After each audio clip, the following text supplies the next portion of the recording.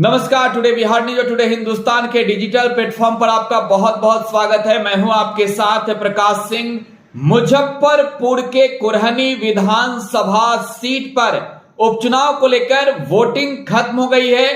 पिछले बार के तुलना में इस बार वोटिंग परसेंटेज कम है। 2020 में जो वोटिंग के आंकड़े थे वो कहीं ना कहीं अब घट गए हैं इस बार। और एग्जिट पोल क्या है, कुरहनी जीत कौन रहा है, क्या महागठबंधन बाजी मारेगी, क्या भारतीय जनता पार्टी यहां से चुनाव जीतेगी, क्या बीजेपी और जेडीयू के बीच इस लड़ाई में बाजी मुकेश सहनी की पार्टी वीआईपी मार जाएगी या फिर असदुद्दीन ओवैसी की पार्टी एआईएमआईएम यहां खेला कर देगी। आज एग्जिट पोल बताने जा रहा हूं। और एग्जिट पोल का मतलब टुडे बिहार न्यूज, यानी हम जो एग्जिट पोल बताते हैं वो एग्जैक्ट होते दिखता है।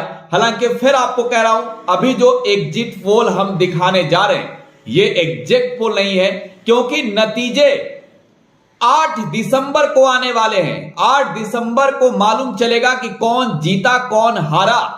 सबसे बड़ी बात कि कुरहनी के 13 प्रत्याशियों के किस्मत में कितने वोट मिले हैं, किसे, कौन कुरहनी का अगला विधायक बनेगा, यह अब ईवीएम में कैद हो गया है। मतों की गणना 8 दिसंबर को होनी है, लेकिन इससे पहले बात कर लेते हैं सबसे पहले कुरहनी के वोटिंग परसेंटेज की। देखिए, कुरहनी की बात करते हैं। 2020 के चुनाव में कुरहनी में 64.19% मतदान हुए। अगर इस तुलना में बात करें 2022 के उपचुनाव में, देखिए उपचुनाव बेहद दिलचस्प मुकाबला कुरहनी का। और कुरहनी में इस बार वोटिंग जो हुए 57.90%, यानी वोटिंग परसेंटेज जो है वो कम गया है। 7% के करीब जो है वह यहां पर वोटिंग कम हुए हैं 2022 के उपचुनाव में। तो देखिए, इस बार ये जो वोटिंग परसेंटेज कम है, किसकी मुश्किल बढ़ाने जा रही है, किसके लिए एक बहुत बड़ी मुसीबत है। देखिए, कुरहनी जीत कौन रहा है, बात इसकी हो रही है। तो बात यह भी होगी कि कुरहनी के मल्लाहों ने, कुरहनी के भूमिहारों ने, कुरहनी के यादवों ने, कुशवाहा जाति के लोगों ने, कुर्मियों ने, अनुसूचित जनजाति अनुसूचित जाति के लोगों ने, मुसलमानों ने किसे वोट दिया है, कौन बनेगा कुरहनी का बाजीगर। एग्जिट पोल में बातें होंगी, आगे बताने वाला हूं आपको किससे कितना परसेंट वोट मिला है, यह भी आपको बताने वाला हूं। देखिए, फिर कह रहा हूं एग्जिट है, एग्जैक्ट नहीं। एग्जैक्ट मतों की गणना होगी 8 दिसंबर को और मालूम चल जाएगा। देखिए, यहां पर कुल 3,11,000 से अधिक मतदाता हैं। तो कहीं ना कहीं उन मतदाताओं को आज लोकतंत्र के इस महापर्व में जितनी बड़ी हिस्सेदारी दिखानी चाहिए थी उसमें कमी आई है। तो यह मुश्किल किसके लिए है, आप इस बात से भी अंदाजा लगा सकते हैं, क्योंकि 2020 के जो नतीजे आए वो आरजेडी चुनाव जीती और यहां पर 64.19% मतदान हुए। देखिए, कुरहनी की बात हो रही है। सबसे पहले कैंडिडेट की बात करेंगे। कुरहनी में चुनाव लड़ा किसने, लड़ाया किसने। देखिए, सबसे पहले कुरहनी में कैंडिडेट खड़ा किया भारतीय जनता पार्टी ने। भाजपा ने कुरहनी के चुनावी मैदान में केदार गुप्ता, जो कुरहनी के पूर्व विधायक, उन्हें उतार दिया। ये वो केदार गुप्ता हैं जिन्होंने 2015 के चुनाव में महागठबंधन के कैंडिडेट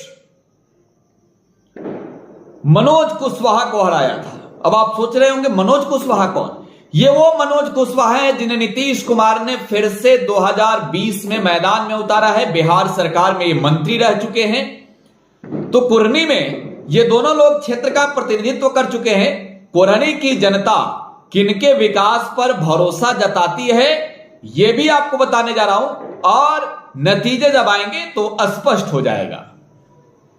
महिलाओं का वोट कहां गया, महिलाओं ने भी बढ़ चढ़कर हिस्सा लिया है।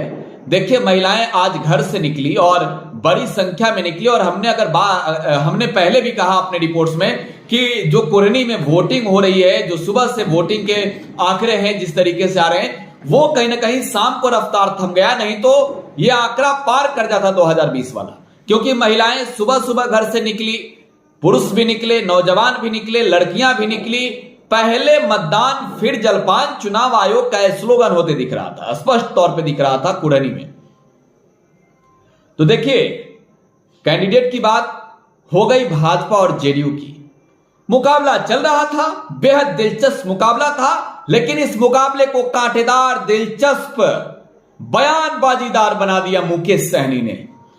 वो मुकेश सहनी जो भाजपा के साथ लड़े, जिन्हें तोड़कर भाजपा बिहार में विधायकों की संख्या बढ़ा ली, लेकिन मुकेश सहनी ने तब ठाना कि हमें भाजपा को रण में पछाड़ना है, और कुरहनी से पहले बोचाहा में मुकेश सहनी ने महागठबंधन को जितवा दिया। उन्होंने अपना कैंडिडेट रमई राम की बेटी गीता देवी को उतारा। हालांकि गीता देवी जो है चुनाव से इन वक्त पहले भाजपा में शामिल हो गई। तो ये देखिए, मुकेश सहनी गोपालगंज में हुए उपचुनाव में आरजेडी को समर्थन करते हैं, मोकामा में हुए उपचुनाव में आरजेडी को समर्थन करते हैं, लेकिन जब बात आती है भूमिहार बहुल इलाके की, तो वो कुरहनी में उतार देते हैं नीलाभ शाही को। साधु सरन शाही के पोते हैं, साधु सरन शाही भी कुरहनी का प्रतिनिधित्व कर चुके हैं। तो आप ये कहिए कि 3 नेता हमने जिनके नामों की जिक्र की, कोई डायरेक्ट है कुरहनी का प्रतिनिधित्व कर चुका, तो किसी के खानदान से कोई है, यानी कि नीलाभ शाही की मैं बात कर रहा हूं। उनके दादा जो है, उनके बाबा जो हैं, वो कुरहनी का प्रतिनिधित्व कर चुके हैं। देखिए, मुर्तजा अंसारी ये जिला पार्षद है और चुनाव लड़ गए असदुद्दीन ओवैसी की पार्टी AIMIM से। तो चुनावी रण में ये मुसलमानों का वोट कितना अपने ओर कर पाए? गोपालगंज में तो खेला हुआ था, गोपालगंज में तो मुस्लिम लोगों का वोट जो है ओवैसी की पार्टी ने काट लिया, लेकिन बिहार में जो आरजेडी के कोर वोटर कहे जाते हैं, मुस्लिम और यादव, उसे तोड़ने की रणनीति जो ओवैसी ने बनाई, और ओवैसी की रणनीति 2020 से है। और देखिए, इसके बाद तो आपको मालूम है कि ओवैसी के विधायकों को, 4 विधायकों को तेजस्वी यादव ने अपने पार्टी में बुला लिया, एक को मंत्री बना दिया। तो देखिए, बेहद दिलचस्प मुकाबला रहा वहां पर, और गोपालगंज में ओवैसी ने खेला खराब कर दिया। ओवैसी के कैंडिडेट ने इतने वोट काटे कि हार हो गई आरजेडी कैंडिडेट की। सबसे बड़ी बात कि वहां तेजस्वी यादव के मामा भी खेल खराब करने उतर गए थे, साधु यादव। उन्होंने भी अगर वोट नहीं लड़ा होता तो वहां पे आरजेडी की जीत हो जाती।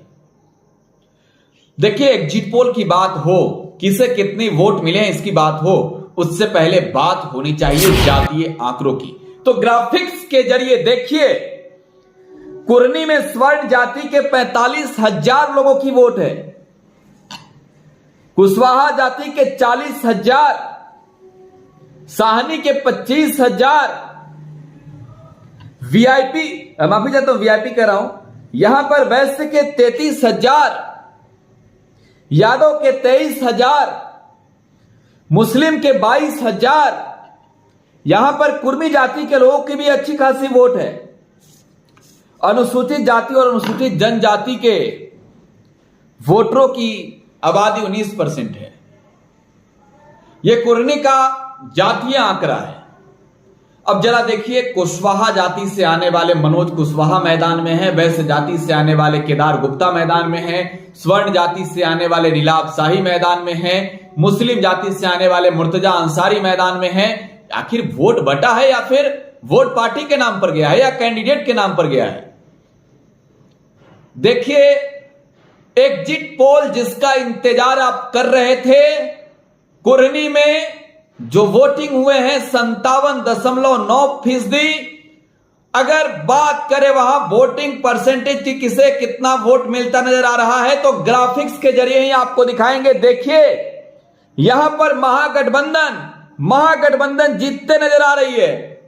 महागठबंधन कुरहनी चुनाव जीतते नजर आ रही है। जेडीयू के कैंडिडेट मनोज कुशवाहा चुनाव जीतते नजर आ रहे हैं। 41% वोट जो है जेडीयू कैंडिडेट को मिल सकता है। भाजपा के कैंडिडेट केदार गुप्ता को 36% वोट मिलते नजर आ रहा है। वीआईपी के नीलाभ शाही भी बेहतर मुकाबले में है, 13% वोट इन्हें मिलते नजर आ रहा है, 9% में अन्य। देखिए, कुरहनी के मुकाबले में, मैं फिर कह रहा हूं, कुरहनी के मुकाबले में जो बेहद दिलचस्प रहा, यहां पर मुस्लिम जाति के लोगों की जो वोट है, मुस्लिम जाति के लोगों की जो वोट है वो इस बार आरजेडी को ही मिला है। देखिए, आरजेडी को ही मुस्लिम जाति के लोगों का वोट मिला है, यह बहुत बड़ी बात है। यादवों का वोट टूटा नहीं है, यादव का वोट जो है टूटा नहीं है, महागठबंधन को ही गया है। कुशवाहा जाति के लोगों को बीजेपी ने सेंधमारी की पूरी कोशिश की, लेकिन वो कोशिशें नाकामयाब रही। हम अगर बात करते हैं वहां कुशवाहा बहुल इलाकों की, तो वहां के लोगों का साफ तौर पर मत है कि इस बार की लड़ाई जो है वो नीतीश कुमार के विकास पर लड़ी जा रही है, महागठबंधन के विकास के नाम पर लड़ी जा रही है, तो ये वोट नीतीश कुमार के नाम पर होगा।